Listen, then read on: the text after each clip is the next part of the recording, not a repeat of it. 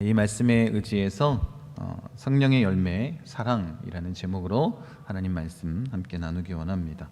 우리 말씀 듣기 전에 옆에 계신 분들과 이렇게 인사하겠습니다. 오늘부터 진짜 사랑하며 삽시다. 함께 인사하겠습니다. 오늘부터 진짜 사랑하며 삽시다. 아멘. 네, 두 가지 의미가 있는데 진짜 사랑, 우리 참 사랑을 하길 원한다는 마음이 담겨 있고, 진짜 이걸 한번 해봅시다 라는 결단을 담아서 함께 인사를 나눴습니다. 우리가 오늘부터 진짜 사랑하며 살 수 있는, 성경에서 말하고 있는 그 성령의 열매, 그 사랑의 맛을 내는 자가 되기를 원합니다. 오늘 우리가 나누기 원하는 이 사랑은 성령의 열매의 기본 정신이라고, 근본 정신이라고 말할 수 있습니다. 그래서 이 사랑이 없으면 성령의 열매에 대해서 논할 수 없을 정도로 매우 중요한 것입니다. 그러면 사랑이 무엇일까? 성경은 이 사랑에 대해서 무엇이라고 말하고 있는지 우리가 함께 나누기 원합니다. 우리가 보통 사랑이라고 한다면 세상적인 기준으로 바라볼 때에 사실은 아무런 힘이 없는 것 같습니다. 오히려 사랑보다 돈이나 이 세상의 물질적인 가치가 훨씬 더 영향력이 있는 것 같습니다. 그래서 감정을 낭비하는 것이라고 말하기도 합니다. 또한 사랑을 지키기 위해서 많은 것을 잃어야 된다라는 생각을 갖고 있습니다. 그리고 이 사랑은 딱히 강해 보이지도 않습니다. 그냥 희생하는 것. 그래서 나중에는 부담감으로, 짐으로 여겨지는 것이라고 생각하기도 합니다. 여러분, 우리가 이 경제적인 어려움을 겪을 때마다, 코로나19 때도 그랬고, 우리가 오래전에 이 IMF 때 경제가 무너지니까 뭐가 무너졌어요? 가정이 무너졌습니다. 그래서 이혼하는 가정, 또 뿔뿔이 흩어져서 살아갈 수밖에 없는 그런 아픔을 경험했습니다. 그렇게 부부는 이혼하고 자녀들은 탈선하고, 이 경제의 어려움이 그런 위기를 우리에게 던져줬습니다. 여러분, 어쩌면 이 경제적인 어려움이 있을 때마다 우리가 이런 아픔을 겪는다라는 것 당연하게 여길지 모르겠습니다.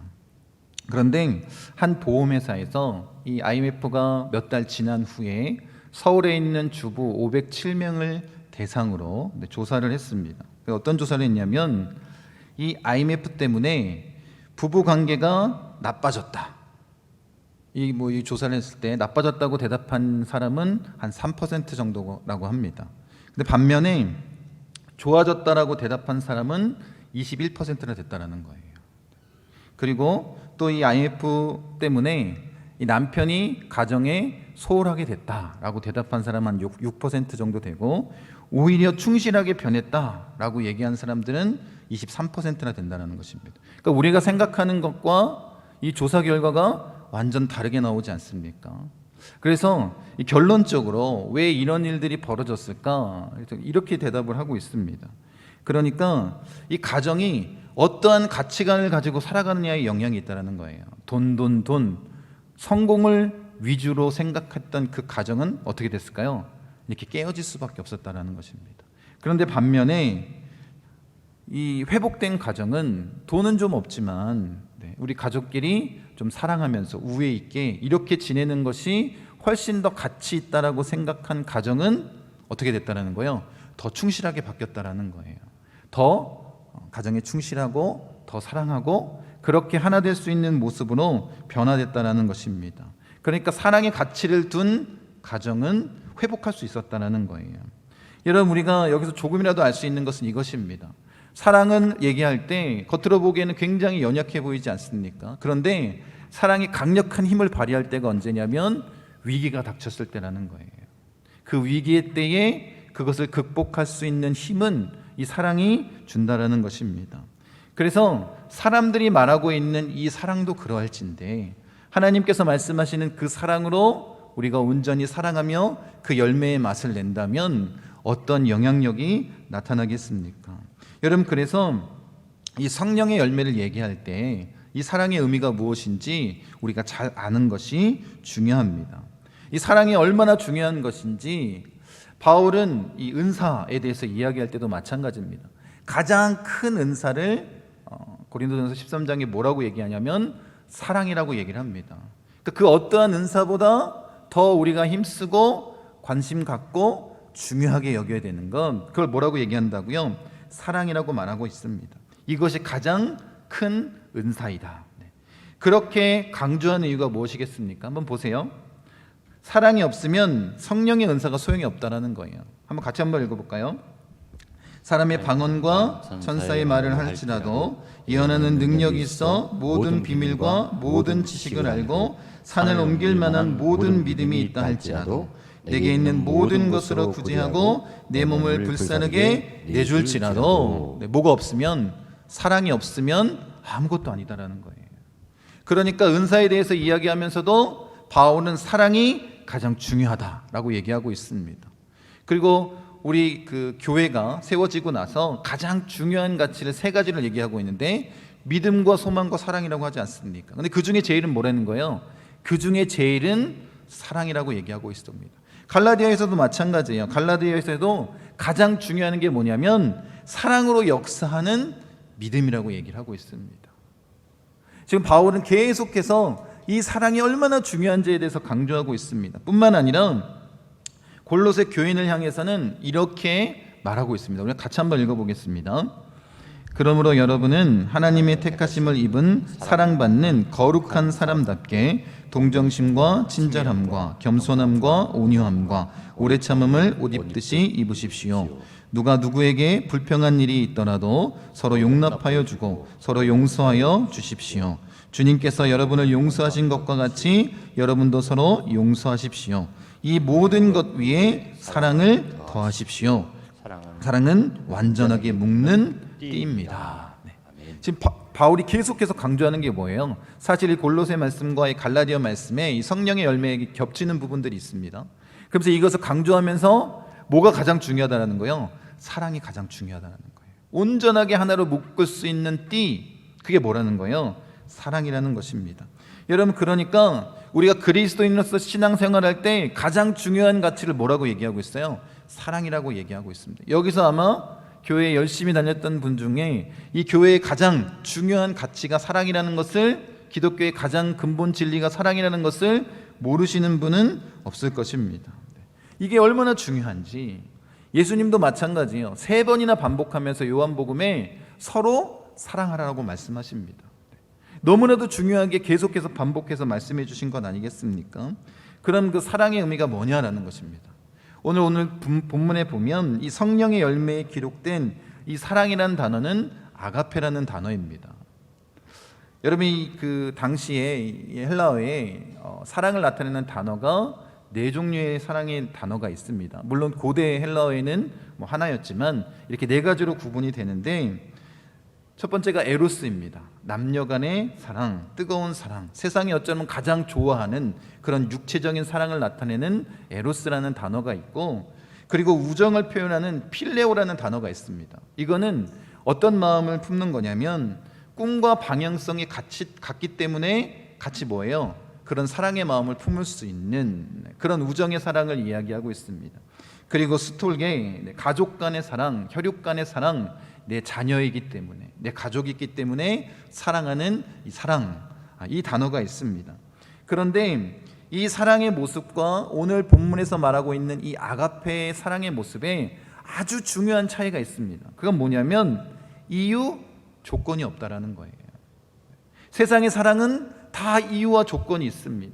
에로스, 필레오, 스톨게 다 육체적으로, 아니면 관심과 꿈과 방향이 같기 때문에, 아니면 내 자녀이기 때문에 그런 이유가 있어서 사랑하지만, 하나님이 말씀하신 이 아가페는 조건과 이유가 없는 사랑이라는 거예요. 조건과 이유가 없는 그 사랑, 그것이 바로 세상과 다른 그런 사랑의 모습 아니겠습니까? 그래서 정말 여러분들이 하나님께서 우리를 그렇게 사랑하신다는 것을 믿는다면 그 하나님의 사랑의 의미를 우리가 알기를 원합니다. 확신을 갖기를 원합니다. 그래서 김중건 목사님이 이렇게 말씀하셨습니다. 하나님이 나를 사랑하신다는 사실을 의심하지 말라. 오히려 뭘 의심하라고 얘기했냐면 해가 동쪽에서 뜨는 것을 의심하라고 얘기했습니다. 그러니까 어떻게 한다라는 거예요? 하나님이 나를 그만큼 사랑하신다라는 확신을 갖고 살아가라는 것 아니겠습니까? 자연 법칙보다, 항상 반복되어 일어나는 그런 자연 법칙보다 하나님의 사랑이 우선된다라는 거 아니겠습니까? 여러분, 우리에게 그런 확신 믿음이 있기를 원합니다. 여러분, 그래서 이 사도 요한이 우리에게 분명히 말하는 거예요. 여러분 정말 하나님을 사랑하십니까? 그런데 어떻게 보이는 형제도 사랑하지 않으면서 보이지 않는 하나님을 사랑한다라고 말할 수 있습니까? 이렇게 우리에게 전하고 있습니다. 그러면서 확신 있게 말하는 거예요. 말씀 보세요. 요한일서 말씀입니다. 우리는 형제를 사랑함으로 사망에서 옮겨 생명으로 들어간 줄을 알거니와 사랑하지 아니하는 자는 사망에 머물러 있느니라. 사랑하지 않는 자는 사망에 머물러 있다라는 거예요. 여러분, 사랑이 마치 구원의 조건인 것처럼 이야기하고 있는 것 같습니다. 사랑하지 않는 자는 아직 사망에 머물러 있다. 예수님도 우리에게 이렇게 말씀하십니다. 보세요. 요한복음 말씀입니다. 내가 진실로 진실로 너희에게 이르노니 내 말을 듣고 또 나 보내신 이를 믿는 자는 영생을 얻었고 심판에 이르지 아니하나니 사망에서 생명으로 옮겼느니라. 예수님이 사망에서 생명으로 옮기기 위해서는 누굴 믿어야 된대요? 예수님을 믿어야 된다라고 분명하게 말씀하고 있습니다. 이 두 말씀을 우리가 좀 연결지어서 생각해 보면 좋을 것 같습니다. 예수 믿는 자들의 마땅한 모습이 뭐라는 거예요? 사랑입니다. 예수님을 믿음으로 말미암아 사망에서 생명으로 옮겨졌다면 이제 사망에서 생명으로 옮겨진 그리스도인들의 마땅한 삶의 모습이 뭐라는 거예요? 사랑하는 것입니다. 마땅히 사랑하고 사랑으로 서로 종노릇하고, 그것이 믿는 자들의 모습이라는 거예요. 이게 뭐냐면 나의 믿음이 겉으로 드러나는 증거다라는 것입니다. 그걸 지금 사도 요한은 얘기한 거예요. 예수님께서 말씀하신 사망에서 생명으로 옮겨진 그 믿음이 우리의 삶의 모습으로 온전히 드러나는 증거가 뭐라는 거예요? 서로 사랑하라는 것입니다. 여러분, 그렇게 예수님을 믿었다라는 증거가 뭐냐면 서로 사랑하는 것입니다. 아무런 조건 없이 그렇게 하나님의 사랑으로 사랑하는 것 아니겠습니까? 그러면 사랑은 실력이라는 말이 있습니다. 이게 무슨 의미냐면, 여러분 우리가 한번 잘 생각해 보시기 바랍니다. 어떤 환경에 어떤 조건에 놓여 있든지 간에 정말로 사랑할 수 있는 사람이라면, 정말 사랑할 수 있는 그 사람이 있는 곳에는 어떻게 될까요? 변화된다라는 거예요. 그 사람 때문에 행복할 수 있고 그 사람 때문에 진짜 사랑을 경험할 수 있는 것 아니겠습니까? 그래서 사랑은 실력이라고 말하고 있습니다. 그러니까 정말 여러분, 이게 축복 아니겠습니까? 성경에서 말하고 있는 그 사랑의 모습을 나타내는 우리 그리스도인들, 교우들을 만난다는 것 자체가 우리에겐 축복이다라는 거예요. 그런 축복을 우리가 좀 나누기를 원하고 그렇게 누리길 원합니다. 그런 사람을 만난 사람은 참 행복한 것입니다. 특히 우리가 예수님의 그 사랑을 온전히 경험한 것 아니겠습니까? 여러분, 우리가 사랑을 이야기할 때 우리는 항상 받는 것에 익숙해져 있습니다. 그래서 이렇게 표현합니다. 내가 너를 얼마나 사랑했는데 나에게 그렇게밖에 대해줄 수 없어. 이런 얘기를 합니다. 이게 뭐예요? 사랑을 했다라는 것이 아니라 뭘 원하는 거예요? 지금 사랑을 받기를 원하는 모습 아니겠습니까? 대부분의 사람들이 사랑받는 것에 대해서 관심이 있습니다. 그런데 여러분, 사랑받는 것은 굉장한 축복입니다. 내가 원한다고 그 사랑을 받을 수 있는 건 아닙니다. 오히려 성경의 가치는 뭐냐면 사랑을 뭐 하라는 거예요? 하라라는 거예요. 주님의 사랑으로 우리가 사랑을 베풀면서 사랑하는 거죠. 사랑을 받으라는 의미가 아닙니다. 우리가 노력한다라고 그 사랑을 받을 수 있는 거 아니에요. 그러니까 예수님의 사랑을 우리가 온전히 누리고 경험하고 지금 이 자리에서 예수님의 그 십자가의 보혈, 그 사랑을 경험했다면 우리보다 더 축복받은 사람이 없다라는 것입니다. 여러분, 그렇게 우리가 사랑하며 사는 자가 되기를 원합니다. 제가 그 인터넷 뉴스를 봤는데 한 다운 증후군, 우리들의 블루스라는 드라마 내용인 것 같아요. 다운 증후군 걸렸던 그 영옥과 영희 에피소드인데, 언니였던 이 영희라는 이 다운 증후군 환자가 이 그림을 그린 것을 보고 시청자들이 막 오열했다라는 그런 뉴스 기사를 봤습니다. 그래서 찾아봤어요. 그랬더니 그 내용이 이렇습니다. 쌍둥이인데 동생은 영옥이고 정상인입니다. 영희는 다운 증후군에 걸렸습니다. 그런데 안타깝게 12살에 부모가 한날에 교통사고로 다 돌아가게 된 거예요. 그러니까 어떻게 돼요? 12살인 이 영옥이 동생인 이 영옥이는 이 영희를 돌보려고 하는 마음을 갖고 있습니다. 그런데 그 부담감이 너무나도 큰 거예요. 어렸을 때 부모가 사라졌기 때문에 평생 이 영희가 죽기 전에는 자기가 돌봐야 된다는 그 부담감이 너무나도 크지 않겠습니까? 그래서 어렸을 때는 그냥 지하철에서 버리고 오려고도 했고, 그리고 세상이 이 장애인들을 바라보는 그 시선이 얼마나 따갑습니까? 그러니까 어린 나이에 그것을 감당하는 것이 너무나도 힘들었습니다. 그래도 어떻게 해요? 그래도 이것을 감당하며 나아가겠다는 마음이 있었기 때문에 열심히 돈을 벌어서 그 치료비라든지 이것을 대고 있었습니다. 그런데 이 영희를 만나는 것이 점점 마음이 어려워지는 거예요. 그래서 처음에는 한 달, 석 달, 6개월 그러다가 2년 동안 한 번도 찾아가진 않았습니다. 전화해서 나 바쁘니까 못 가라는 이야기만 했습니다. 그런데 마침 그 맡겨놨던 시설이 그 수리를 하게 돼서 어쩔 수 없이 한 주 동안 같이 지낼 수밖에 없는 상황이었습니다. 사실 영옥이는 자기의 언니가 이런 질병을 갖고 있다는 것을 드러내기를 싫어했습니다. 그것을 알게 됐을 때 자기의 남자친구들도 마찬가지고 주변에 있는 사람들이 변하는 모습에 상처를 크게 받았습니다. 그래서 어떻게 해서든지 숨기려고 했는데 숨길 수 없는 상황이 된 거예요. 그러면서 이제 이 영희하고 언니하고 같이 지내게 됩니다. 근데 계속 화가 나는 얘기를 하는 거예요. 어떤 얘기를 하냐면 이 영희가 나는 그림을 잘 그린다라는 거예요. 그러면서 만나는 사람마다 계속 사진을 찍고 그림을 그려주겠다라는 거예요. 근데 여러분 잘 아는 것처럼 다운증후군에 걸리면 발달장애가 있기 때문에 그림을 잘 그린다는 것 자체가 쉬운 일이 아닙니다. 그러니까 뭐라고 얘기냐면 지금 영희가 거짓말을 하고 있다고, 그림 잘 그리지 못한다고, 기대하지 말라고 이런 얘기를 계속합니다.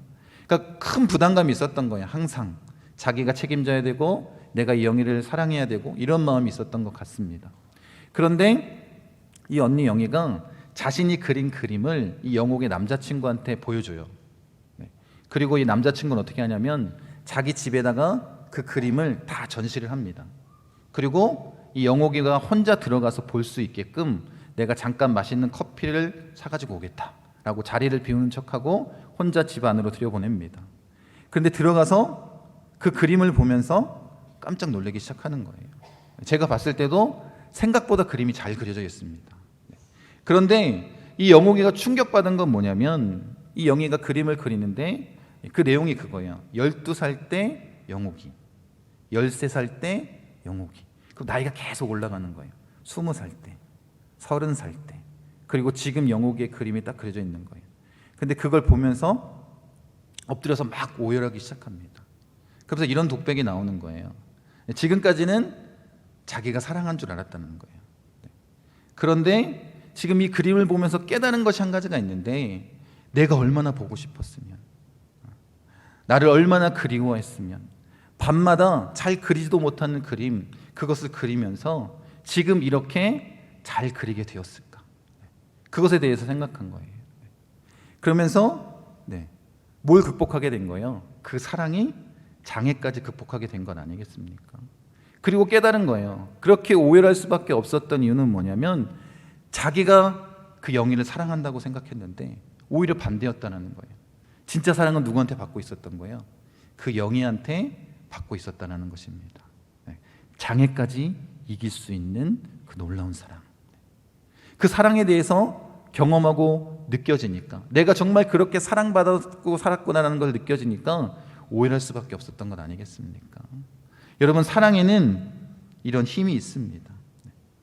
여러분, 우리가 그렇게 주님의 사랑, 그 사랑이 얼마나 힘이 큰지를 믿는다면 우리가 온전히 그 사랑을 나타내길 원하는데, 특히 우리는 하나님의 그 사랑을 나타나기를 원합니다. 여러분, 그래서 예수님께서 이렇게 말씀하시는 거예요. 사실 우리가 사랑이라고 얘기할 때 우리 안에서 하나님이 원하시는 그 사랑의 모습은 발견되지 않습니다. 이유는 뭐냐면 이미 우리가 아담의 죄 가운데 태어났기 때문에 우리는 그렇게 사랑할 수 있는 그런 모습들이 우리 안에 전혀 없습니다. 그래서 예수님께서 분명하게 말씀하시는 걸 꼭 기억하십시오. 내가 너희를 사랑한 것 같이. 이게 중요한 거예요. 우리 안에 뭔가 그 사랑의 모습을 나타내려고 노력하는 것이 아니라 어떻게 하라는 거예요? 예수님처럼 사랑하라는 것입니다. 그러니까 우리의 노력으로 가능한 것이 아니라 성령 안에서 그 하나님의 사랑을 우리가 발견하고 나타낼 수 있는 것 아니겠습니까?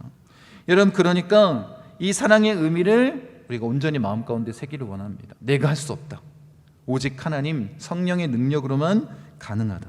그래서 정말로 우리가 생명을 맺는 자가, 이 열매를 맺는 자가 되길 원합니다. 여러분, 생명이 있다는 것은 뭐예요? 열매를 맺는다라는 거 아니겠습니까? 여러분이 정말 예수를 믿고 사망에서 생명으로 옮겨졌다면 이제 내가 할 일은 뭐냐면 그렇게 열매를 맺는 거예요. 사랑의 모습들을 나타내는 것 아니겠습니까? 그런데 이 사랑의 열매는 언제 맺는 거예요? 참 포도나무이신 예수 그리스도에 붙어 있을 때만 가능한 거예요. 그 진액을 빨아먹고 있어야 우리가 열매를 맺을 수 있는 거 아니겠습니까? 그러니까 이 사랑의 의미는 바로 그것입니다. 내가 할 수 있는 것이 아니기에 예수님께 붙어서 그 진액을 통해서 우리가 열매를 맺는 모습으로 나아가야 되지 않겠습니까? 여러분, 이 말씀 한번 보세요. 야고보서 말씀인데, 나의 형제자매 여러분, 누가 믿음이 있다고 말하면서 행함이 없으면 무슨 소용이 있겠습니까? 그런 믿음이 그를 구원할 수 있겠습니까? 그런 믿음은 뭐 한다는 거예요? 구원할 수 없다는 거예요.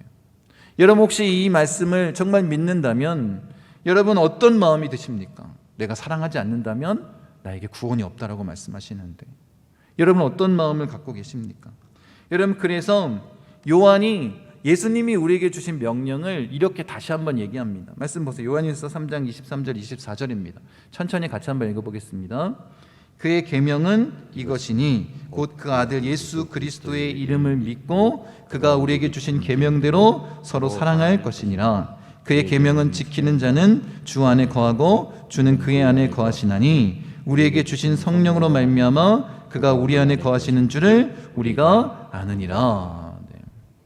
예수 그리스도를 믿고 그 다음에 뭐라는 거예요? 주님이 주신 계명대로 서로 사랑하라는 거예요.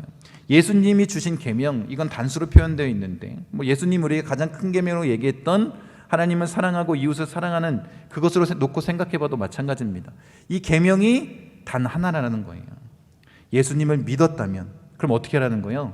이제 그 사랑의 모습을 나타내라는 것입니다.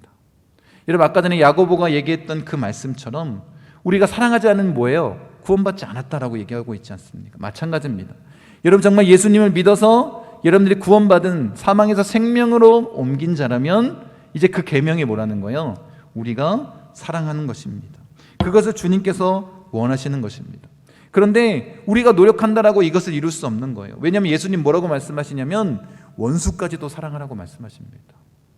여러분, 원수까지 사랑한다는 의미는 우리가 이렇게 생각해 볼 수 있어요. 원수 갚는 것을 누구한테 맡기는 거예요? 하나님께 맡기는 거예요. 그런데 여러분 아시겠지만 정말 미운 사람을 위해서 기도하면 주님이 뭐라고 말씀하세요? 가서 때려주라고 하십니까? 그렇지 않습니다. 네. 여러분, 정말 깊이 있게 주님의 마음으로 기도했다면 우리가 물론 그렇게 할 수는 있습니다. 하나님, 저 사람이 너무 밉습니다. 이렇게 기도할 수 있어요. 하나님께는. 그런데 하나님께 그렇게 기도하면 어떤 마음을 주시겠습니까? 원수까지 사랑하라고 말씀하신 그 마음으로 그 사람을 사랑하고 품어주라고 말씀하시지 않습니까? 그래서 예수 믿는 사람들 가운데 그 사람이 너무나도 믿기 때문에 기도하지 않는다라는 이 사람들이 있습니다. 마음을 바꿔주실 것을 알기 때문에. 여러분, 우리가 온전히 주님의 마음으로 사랑할 수 있기를 원합니다. 또 어떤 사람들은 이런 마음을 품습니다. 내가 저 사람을 좀 바꿔봐야 되겠다. 근데 그것 또한 선한 의도라고 생각할 수 있을지 모르겠지만 주님의 마음은 아닙니다. 왜요? 내가 할 수 있는 것이 아니기 때문에 그래요.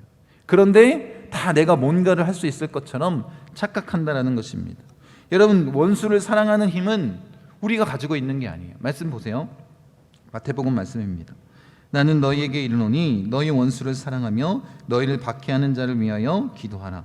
이같이 한즉 하늘에 계신 너희 아버지 아들이 되리니 이는 하나님이 그 해를 악인과 선인에게 비추시며 비를 의로운 자와 불의한 자에게 내려주심이라. 여러분, 하나님의 사랑이 아니고서는 어떻게 이것을 받아들일 수 있겠습니까?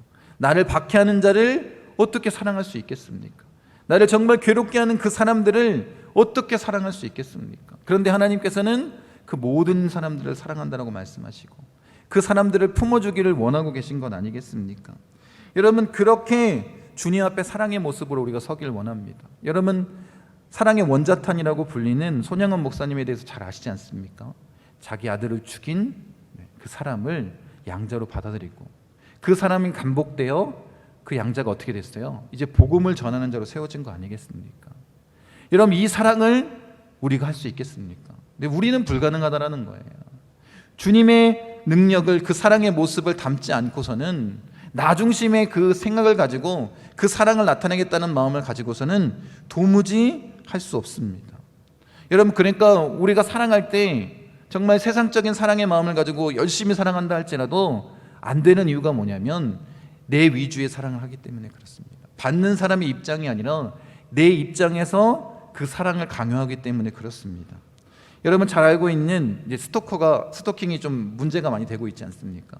근데 드라마나 이런 뉴스에 나오는 내용들을 보면 한 사람을 스토킹할 때 아주 범죄적으로 이렇게 벌어지는 일들을 보면 일거수일투족을 다 감시합니다. 그래서 도청 장치를 설치하기도 하고 그렇게 CCTV라든지 이런 몰래카메라를 설치해서 그 삶을 다 지켜봅니다.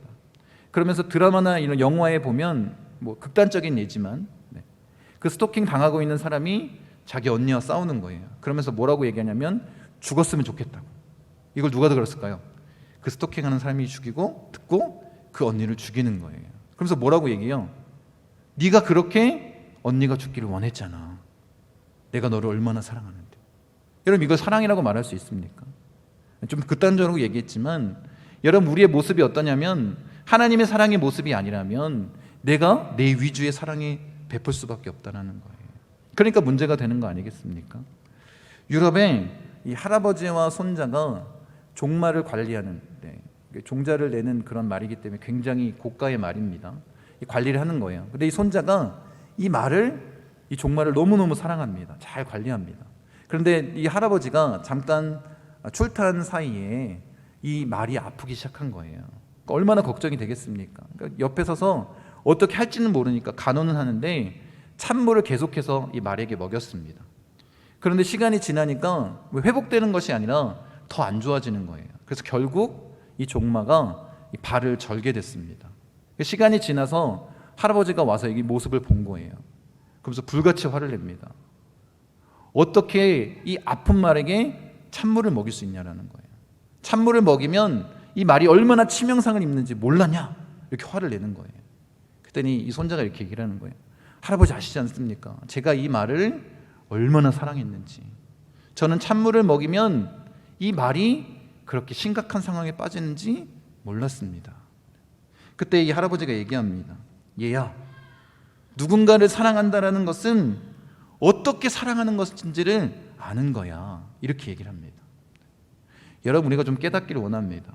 우리가 사랑 이야기합니다. 자녀들이나 아니면 다른 그 사랑에 대해서 이야기를 하지만 지금까지 다 어떤 사랑이었다는 거예요? 내 위주의 사랑이었다는 거예요. 내 방식적인 사랑. 그러니까 진짜 사랑의 열매를 맺지 못하는 건 아니겠습니까? 그런데 성경에서 말하고 있는 아가페, 이 하나님의 사랑, 조건 없는, 이유 없는 예수님의 이 사랑을 우리가 담는다면 진짜 아름다운 열매를 맺힐 수 있는 것 아니겠습니까? 여러분, 우리가 그런 모습으로 나아가길 원합니다. 교회 안에서도 마찬가지예요. 일방적인 사랑의 모습을 드러내고 이것이 사랑이라고, 내가 너희를 얼마나 사랑하냐고 얘기하지 않기를 원합니다. 저도 마찬가지입니다. 성도들에게, 그래도 요즘에 제 고민이 그겁니다. 어떻게 하면 하나님의 사랑의 마음을 잘 전해줄 수 있을까? 지금까지 어쩌면 내 위주의 목회자로서 내가 이거 하나님의 말씀, 이 말씀대로 전하는 것이 정말 중요하구나. 그래서 저는 여기에 굉장히 많이 집중을 했었거든요. 근데 이것이 아니라면 정말 성령님께서 좀 알려주셔서 우리 성도님들이 원하시는 그 사랑의 모습이 무엇인지 목회자로서 그것을 감당할 수 있는 그런 자가 되기를 원합니다. 이를 위해서 여러분들이 좀 같이 기도해 주시기 바랍니다. 여러분 꼭 기억하십시오. 내 안에서는 그 어떤 사랑의 열매도 맺을 수 없습니다. 오직 성령의 능력을 힘입을 때만 가능한 거예요. 예수 안에서만 가능합니다. 그렇게 팔복을 통해서 천국 백성의 성품에 대해서 말씀하시고 계셨다면 이제 이 성령의 열매를 통해서는 성령 충만한 자의 그 성품의 모습에 대해서 나타나는 거예요. 내가 성령 충만하다면 나의 삶의 모습이 어때야 되는지 분명히 말씀하고 있는 것 아니겠습니까? 여러분, 그래서 여러분 예수 믿는 자이고 그렇게 성령의 열매를 맺은 자라면 그에 합당한 모습으로 서 있어야 된다는 거예요. 예수님이 우리에게 계속해서 강조하는 게 그거 아니겠습니까? 우리에게 복음에 대해서 말씀해 주시면서 나 중심의 생활이 아닌 하나님 중심의 생활로 바꾸라고 말씀하시는 거 아닙니까? 그 기준, 그에 합당한 수준의 모습으로 서 있으라고 말씀하고 있는 것입니다. 미국의 한 의사가 중동의 왕자를 좀 어려운 난치병이었는데 고친 거예요. 의술이 뛰어나니까 충분히 그럴 가능성이 있었을 것 같습니다. 그러면서 이렇게 질병이 완전히 치유가 됐으니까 이제 그 비용을, 수술 비용을 얼마나 받을까 고민하고 있었습니다. 근데 보통 받아야 될 돈이 한 $1,000였다면 한 $1,000 정도 된다라고 친구한테 얘기하니까 친구가 이렇게 얘기하는 거예요. 아이, 그래도 좀 돈이 많은 중동의 왕자니까 $5,000 정도는 받아도 될 것 같다. 뭐 수단까지 생각하면 이렇게 얘기하는 사람이 있고, 어떤 사람들은 야, 째째하게 그러지 말고 $50,000 달라고 그래라, 막 이렇게 얘기를 하는 거예요. 그래서 고민이 많이 돼가지고 자기가 이제 다니고 있는 그 교회 목사님을 찾아가서 이 상황에 대해서 이야기를 했습니다. 어떻게 청구하면 좋을지 알려주십시오. 그랬더니 이 목사님이 이렇게 얘기하는 거예요. 중동 왕실의 왕자라면 프라이드가 대단합니다. 그러니까 이렇게 하십시오. 그들은 신분을 굉장히 중요하게 여기기 때문에 얼마라고 청구서를 보내주지 마시고 청구서에다가 왕자의 신분에 합당하게 지불하십시오, 이렇게 써서 보내라는 거예요. 근데 이제 그 의사가 그렇게 써서 빈란으로 이렇게 보냈습니다. 그랬더니 이 왕자가 75,000불을 보내온 거예요. 자신들이 생각했던 것보다 훨씬 더 많은 액수를 보내왔습니다. 그러니까 이 의사가 너무나도 흥분한 목소리로 목사님한테 전화를 한 거예요. 목사님이 말씀하신 대로 했더니 75,000불을 보내왔다고. 목사님도 막 축하한다고 그런 이야기를 나눴습니다. 그리고 나서 그 주말에 의사에게 이 목사님이 편지를 하나 보냈습니다. 그리고 그 편지에 감사헌금 봉투가 하나가 있었습니다. 그리고 짧은 글이 있는데, 형제여, 당신은 하나님의 아들입니다. 하나님의 아들의 신분에 합당하도록 감사헌금을 내십시오, 이렇게 썼대요. 물론 이게 지어낸 이야기겠지만 여러분 꼭 기억하십시오. 여러분, 우리가 이제 돈에 대해서 민감하기 때문에 아마 이렇게 지었던 것 같습니다. 그런데 여러분 한번 잘 생각해 보십시오. 여러분이 신분이 무엇인지를 분명히 안다면 그 신분에 맞게 행동해야 되지 않겠습니까? 왕자가 왕자의 신분에 맞게 행동했던 것처럼 여러분이 그리스도인이라면 그리스도인답게 행동하기 원합니다. 성령의 열매, 성령의 충만함을 갖는 자라면 그렇게 우리가 살아내야 되는 것 아니겠습니까? 여러분의 신분에 맞게 그렇게 삶으로 나타낼 수 있는 자가 되기를 원합니다. 그래서 예수님께서 우리에게 전해주시는 게 그거예요. 왜 사랑의 열매를 맺어야 되는가? 그 부분을 오늘 본문인 요한일서 4장 10절과 12절에 이렇게 말씀하십니다. 같이 한번 읽겠습니다. 사랑은 여기 있으니 우리가 하나님을 사랑하는 것이 아니요 하나님이 우리를 사랑하사 우리 죄를 속하기 위하여 화목제물로 그 아들을 보내셨습니다. 사랑하는 자들아, 하나님이 이같이 우리를 사랑하셨은즉 우리도 서로 사랑하는 것이 마땅하도다. 어느 때나 하나님을 본 사람이 없으되 만일 우리가 서로 사랑하면 하나님이 우리 안에 거하시고 그의 사랑이 우리 안에 온전히 이루어지느니라. 사랑이 뭐냐? 바로 예수 그리스도가 우리를 위해서 십자가에서 죽으신, 우리가 아직 죄인 되었을 때에 우리를 위해서 희생하신 그 사랑, 그것이 진짜 사랑 아니냐? 그 사랑을 너희가 받았으니 이제 어떻게 하라는 거예요? 그 사랑으로 서로 사랑하는 것이 마땅하다라는 것입니다. 이것이 그리스도인으로서의 마땅한 신앙의 모습입니다. 그리고 나서 뭐라고 말씀하시냐면 12절에 이렇게 말씀하시는 거예요. 지금까지 하나님을 본 사람이 없지만 어떻게 하라는 거예요? 서로 사랑하면 하나님을 볼 수 있다라는 거예요. 우리에게 마지막으로 주어진 사명이 뭐냐면 그렇게 사랑함으로 하나님을 보고 믿지 않는 자들에게 하나님의 모습을 드러내라는 거예요. 하나님을 알려주라는 거예요. 하나님을 볼 수 있게 그런 삶의 모습을 살아내라는 것입니다. 여러분, 이것이 바로 주님이 우리에게 원하시는 마음 아니겠습니까? 그 사랑의 열매를 맺어야 될 이유는 무엇이냐면 그 예수 그리스도, 그 하나님의 사랑을 증거하기 위한 것 아니겠습니까? 여러분, 그런 모습으로 우리가 살아가길 원합니다. 여러분, 반드시 기억하십시오. 사랑하지 않는다면 그리스도인이 아닙니다. 사랑이 없다면 교회가 아닌 거예요. 제가 이번 주에 지방에 가 있어서 땅끝 아름다운 교회 갔습니다. 근데 제가 충격받은 게 한 가지가 있습니다. 이게 뭐냐면 이제 우리가 식사하려고 그 음식 같은 걸 이렇게 서빙하는데 거기 이제 시골 교회인데 정말 시골이더라고요. 근데 그 젊은 청년들이 되게 많은 거예요. 남자도 많고 여자도 많고. 그런데 이렇게 서빙을 하는 이 젊은 뭐 집사님인지 뭔지 모르겠어요. 청년인지. 청년은 아니겠죠. 왜냐하면 다 뭐 하고 있었냐면 앞에다가 아이를 업고 안고 있는 거예요. 제가 충격받은 이유는 뭐냐면 지금 서울이나 이런 데서 아이를 업고 교회에서 봉사하는 사람들이 있을까요, 없을까요? 없습니다. 아무리 큰 교회라도 아이가 태어나면 예배도 잘 안 나옵니다. 그게 이제 지금 실정인 거예요. 근데 이 교회는 어떻게 했냐면 다 아이를 한쪽에 얹혀매고 음식도 나눠주고 커피 뭐 드실래요? 뭐 이런 얘기를 하는 거예요. 굉장히 충격을 받았습니다. 여러분 물론 상황이 그러니까 그럴 수 있지 않을까요? 라고 얘기할 수 있겠지만 여러분 한번 잘 생각해 보십시오. 그 젊은 청년들이 그렇게 헌신하고 사랑할 수 있었던 이유가 뭘까요? 그런 사랑을 교회에서 받았기 때문인 거예요. 그러니까 당연히 내가 이렇게 사랑을 베푸는 것이 문제가 되지 않습니다.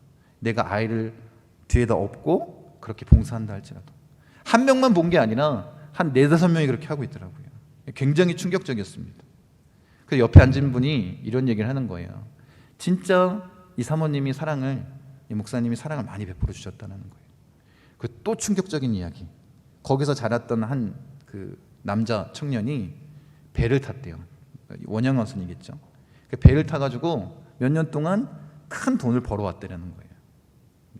개인이 쓰고 싶은 욕심 있지 않겠습니까? 근데 그거를 교회에다 헌금하고 이 청년들이 같이 좀 물질을 좀 이렇게 벌 수 있는 상황을 만들어주기 위해서 그 돈으로 카페를 만들었다는 거예요. 그래서 굉장히 깜짝 놀랐습니다. 여러분 진짜 하나님의 사랑을 경험하면 그렇게 할 수 있는 거 아니겠습니까? 교회는 사랑이 넘쳐나야 되는 거예요. 사랑이 없으면 교회가 아닙니다. 사랑하지 않으면 그리스도인이 아닌 거예요. 지금 여러분들은 어떻게 살아오셨습니까? 진짜 내가 그리스도인으로서 하나님의 사랑을 나타내는 삶을 살았습니까? 아니면 아직도 내 위주의 사랑의 모습으로 그렇게 자신을 드러내는 모습으로 그렇게 살아가고 계십니까? 주님 우리에게 분명히 말씀하십니다. 어떻게 하라고요?